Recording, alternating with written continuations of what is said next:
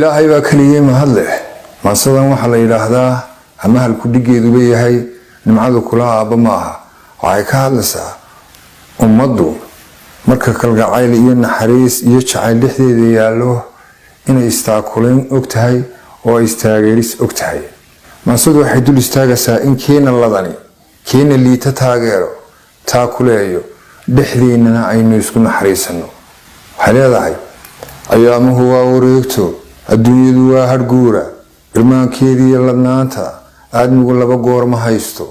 fakhrigu abtirsiima maaha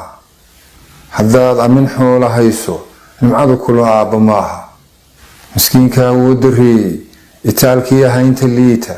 ayaankiiyo maalmihiisu bariba way iman karaane adduunyo qofkaad ku dhaanto duruufi agtaada keentay ha noqon ma arxamo bakhayla ku dhaafaya oomanaanta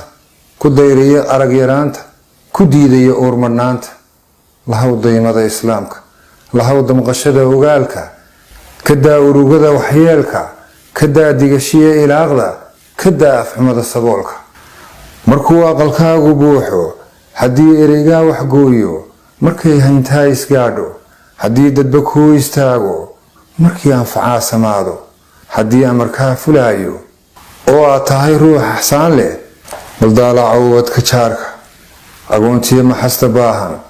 baldaalaca ogadooda siduu aradku uga muuqdo damiirka haddaad dhexdiisa dareenka ogaalka siiso baldaalaca waad ilmayne hooyadan dhaxamaha ordaysa dheeftii ubad raadinaysa alleelka madow gudaysa dhibtiyo abasada sharkiisa saqdhexe ugu ooli weyday oogii subaxii jarmaadka qoraxda ka istaagi weyday markay aamin dooni weydo agnaanku dareemi waayo tukaan waxamaahin waayo uurkiya qalbiguun kooyda baleeg danyarahaas qoobay xishoodkuna aamusiiyey ishooduna kula hadlayso